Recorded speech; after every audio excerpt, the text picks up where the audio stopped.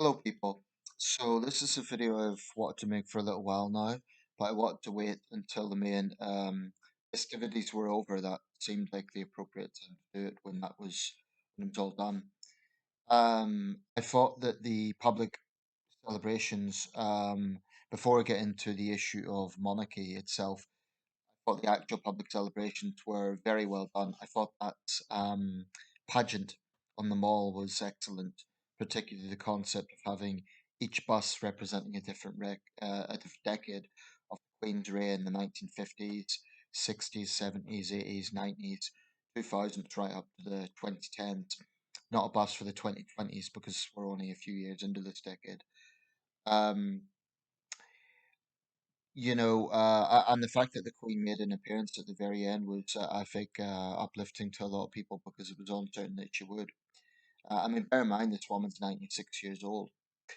I thought that sketch with Paddington Bear was great. Um, and the Queen looked great. It was even more of a speaking role than her famous stint with Daniel Craig's James Bond in the London 2012 Olympics opening ceremony. I really feel that the thing about a jubilee, and this monarch has had more than any. Victoria had two. Queen Victoria had her golden jubilee in 1887 and her diamond jubilee in 1897.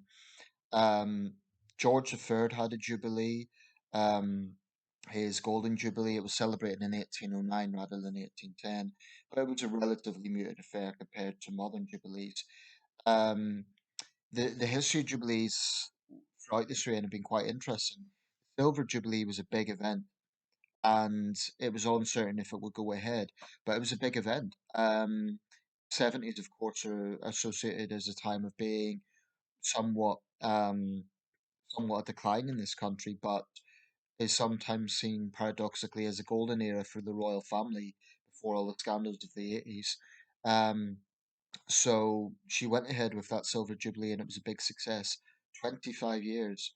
The Ruby Jubilee of 1992 was relatively muted. The Golden Jubilee, there were questions would it still be relevant? Would there still be celebration? And indeed there was. The Diamond Jubilee, the same questions. And yet there were celebrations, there were street parties. And once again, this Platinum Jubilee, we've seen the same thing. So every time a Jubilee comes up, there's questions, will the public have the same sort of resonance? Will it be the same thing? And it always is. So I believe there is a genuine affection for this queen. I really do.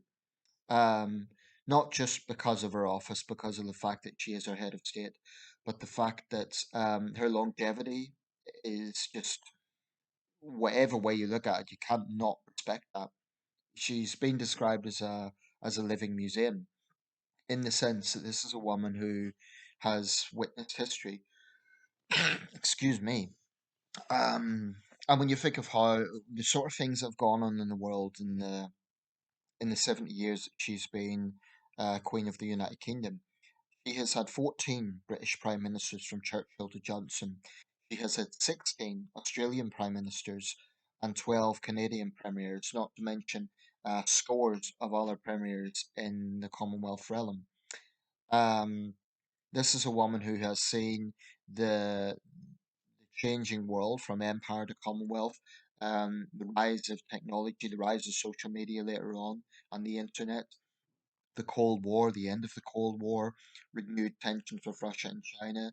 Um, I mean, really, there's just too many things to name that have happened in her reign. And yeah, there have occasionally been Republican sentiments. The 1980s and the 1990s, I would say, were testing times for the royal family. And there were two occasions in her reign which I think it's fair to say her popularity was tested. Aberfan, um, although I suspect the scandal around that was not so much a scandal, but more a personal regret. If the Crown's version is to be believed, the Queen was slow to act on that, and apparently insiders say that it was the Queen's very muted about her feelings, but insiders say that she always regretted not going there sooner. And of course, Diana, the week of Diana's death. Again, she didn't quite gauge the public mood fast enough. Tony Blair and others um, were advising her that that was the case. But I think whatever you think of monarchy, no one can dispute that Elizabeth II has been in many ways an ideal constitutional monarch. She has never in 70 years had a major personal scandal. Never. You cannot point to any major financial scandal. You cannot point to any major, I'm talking here about the Queen personally, not the royal family. Nothing. Certainly not that is comparable to any of her prime ministers. And it's notable that her personal popularity is usually well above most of her prime ministers. Even Churchill had his down points in his second term. Um, so that's significant. So I mean, in this street, we didn't have a celebration this year. Like I said, I have mixed feelings about that. I have a little bit of regret when I see other street parties around the country that people got involved in. They look like a lot of fun. They look like a real community spirit. Now in the street, I get on well with my neighbours. I was chatting to them about it, but unfortunately, it kind of fell flat. We were going to do something, and then I guess whoever was organising it just fell flat, and it didn't happen. It wasn't necessarily there was any Republican sentiment; it just didn't happen. It did in 2012, so I feel a little bit regretful about that. It would have been nice to have a bit more of a something. Sunderland Symphony Orchestra, which is my local amateur orchestra, my father was in it for a while. They have a Jubilee concert in July, so I'm going to go to that. Now to the business of the day, Monarchy itself. I was looking at a video last night of the former Queen Beatrix of the Netherlands, who abdicated in 2013 for her son, King Willem Alexander, after reigning for 23 years. In other European monarchies, particularly the Netherlands, it's very normal for an abdication to happen. In this country, because the abdication of King Edward VIII had such an impact on the family, I think I don't want to say it's a superstition, but I think it's something that has just got negative connotations in the British royal family. So I do not see the Queen abdicating. There would be a Regency Act, or at least serious talk of a Regency Act, if her health was so impaired that she simply couldn't function. But the thing about the Queen is, of course, she's a bit more frail than she was 10 years ago, but her mind is still sharp as ever. A lot of people that age suffer Alzheimer's and other such problems. The Queen doesn't seem to have anything like that. So, in terms of actually functioning as head of state, aside from the fact that she physically isn't able to do major royal tours or travel far, she can basically function. Um, Charles, of course, is now filling in a lot of those roles. I think that's probably a good thing. Um, I'll come to the issue of Charles soon, but I've been reading a book recently, The Diamond Queen by Andrew Marr. This was published in 2011, just before the Diamond Jubilee. It's an excellent book. I think Marr is one of our top journalists. But I just want to read out a little segment on the issue of money, because how much does the royal family cost is one of the questions most brought up by Republicans. Um, and I'm going to get into the issue of popularity in a minute, looking at YouGov figures, but I just want to read out a segment from this. Mar has really done his homework. Um, this is a complex subject, so I'm not going to read out the whole chapter, but I'll just read out a few paragraphs here. Bear with me. What, in the final count, does a monarchy cost the British? In her 1959 book, How the Queen Reigned, journalist Dorothy Laird, a relative of the author, calculated that the government grant to the Queen amounts to between twopence and twopence halfpenny per person in the United Kingdom each year. That is the cost of one cigarette.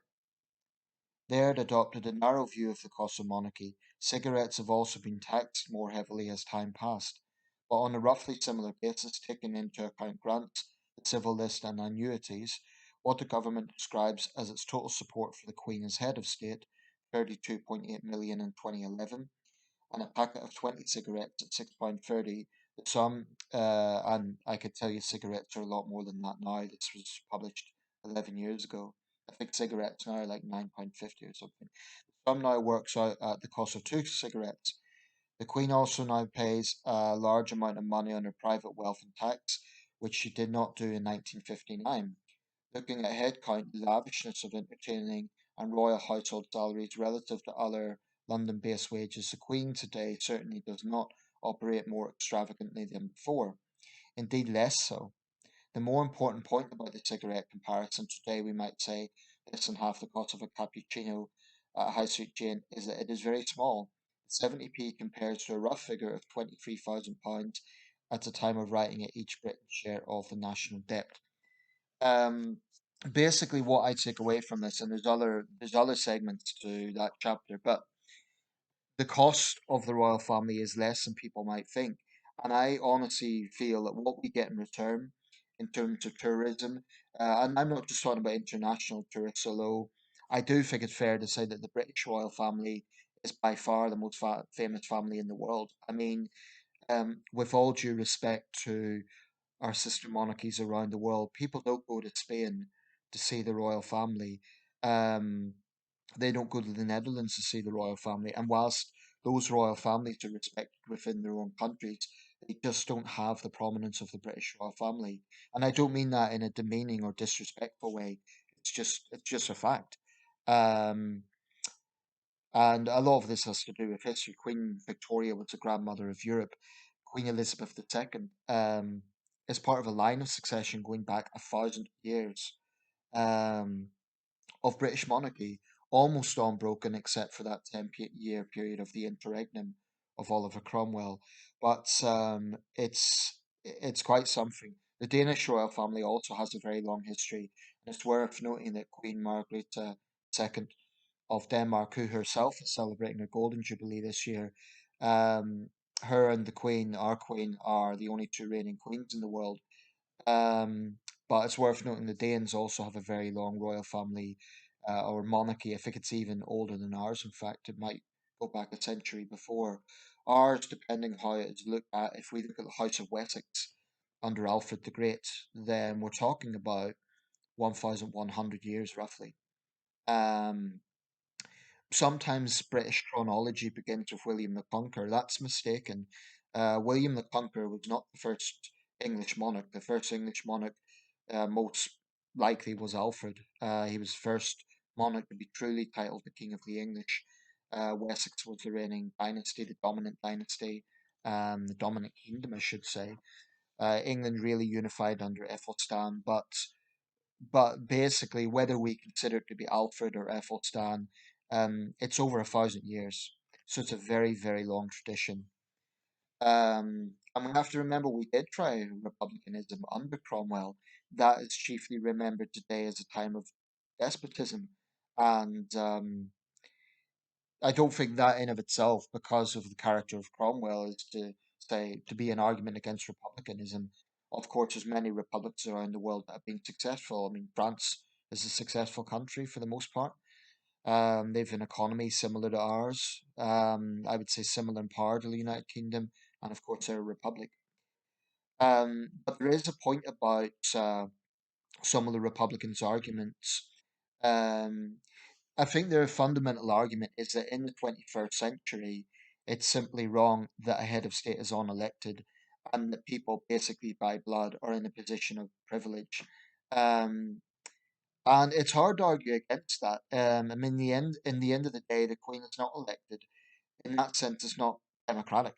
Um, but I would say it's not that simple because we still elect a government in her name, but a government that represents the people now. Whether they do a good job or not is another matter. But the point is, we are a multi party democracy. Republicans can get elected if they campaign. Um, Republican politicians, of which there have been many, can get elected. And if they got enough support, then we would eventually revert to being a republic. Um, but I really feel that Republicans, I mean, you get two camps, right? Two extremes. You get, and I'm not saying Republicans are extreme or Royalists are extreme. I'm saying within those camps, you get some Republicans who really hate the Queen and the royal family. They are a very small minority, but they're pretty vitriolic. More often than not, they also tend to have a pretty far left worldview. They tend to be communists, and they're a very small minority. But you do get some sycophantic royalists who are a little bit. They do get into a little bit of a personality cult around it. Um, but the thing I would point out to Republicans is a number of perceptions that they have. Um, that need to be scrutinized. For example, the wealth of the royal family is huge. But if you compare the Queen's personal wealth to, say, the King of Thailand or the Sultan of Brunei, she probably doesn't even rank in the top 10 wealthiest heads of state in the world. Um, I mean, their wealth, particularly in proportion to the GDP of their countries, is absolutely vast. I mean, staggering. It goes well into the billions. Queen is a very wealthy woman, but it's not in the billions. Um, and the fact is, she has been paying tax since 1992. Now, granted, that was from political pressure, and it was from a range of factors going on, but that's a reality. She has been paying tax since that time. The number of engagements that the royal family, partake in, I really don't like these sort of vitriolic arguments that all these lazy royals. Well, I mean, this was aimed at William. Ridiculous, absolutely ridiculous. If people actually look at their schedule, I mean, it really is very, very busy. And you might say, well, it's only opening up buildings here or there, but all the male members of the royal family have served in the armed forces, and in some cases, it's not just a ceremonial thing. They have been right there on the battlefield. Prince Harry has. Prince Andrew served in the Falklands. So I do think there's some misconceptions about that. Um, in terms of the fact that she's a ceremonial figurehead as opposed to having limited political power. Republicans would refute this. Some monarchists would argue she should have more power. I actually feel our constitutional situation is the perfect balance.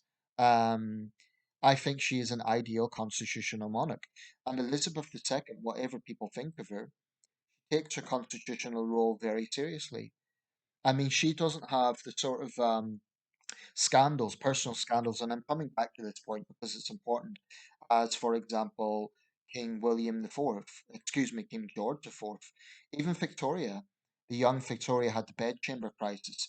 I think that Elizabeth II has been one of the most constitutionally proper monarchs ever, if we could put it that way. And that is one reason why her reign has endured so long. It's one reason why there's never been a significant Republican backlash.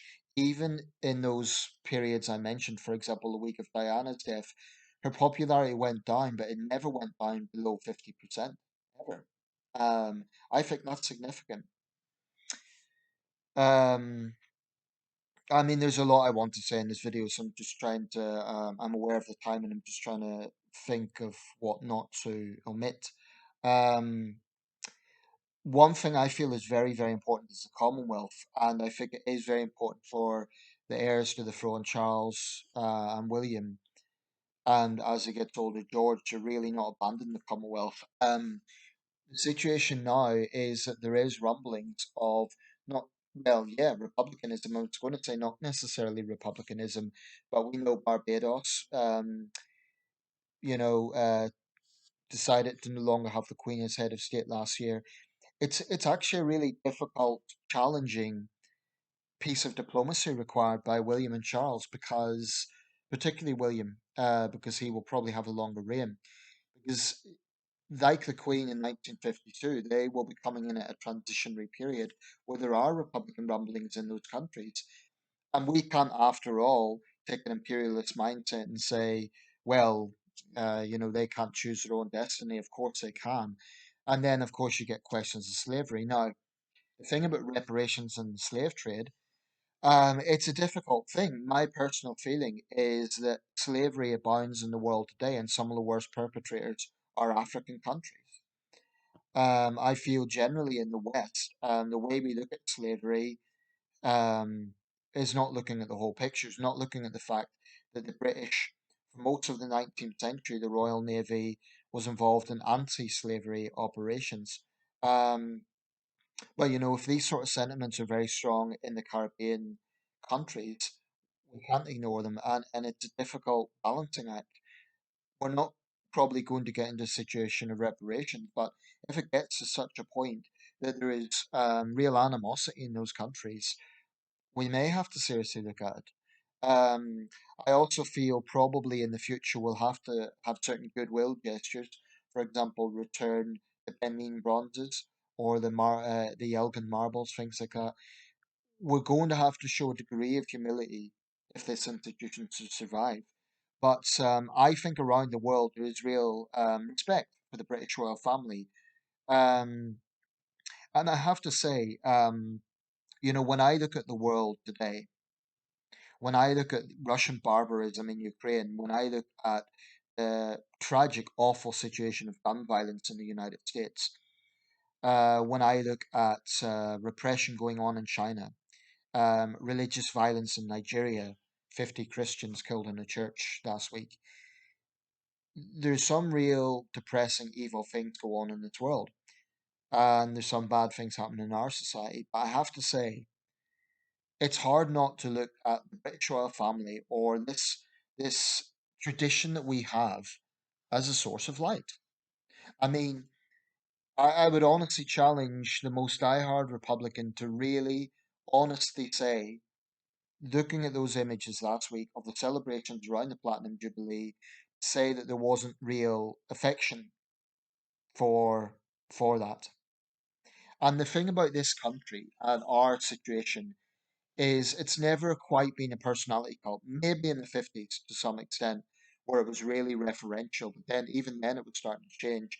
There's an episode of The Crown actually that shows the journalist who called the Queen like a priggish schoolgirl. I forget his name now, but it led to lots of constitutional changes. I think he worked for The Guardian actually, Mr. Armstrong. I could be wrong about that, but the Queen has understood change. She's understood and the institution has had to adapt to the times. And there's another thing about Republicans I would just point out.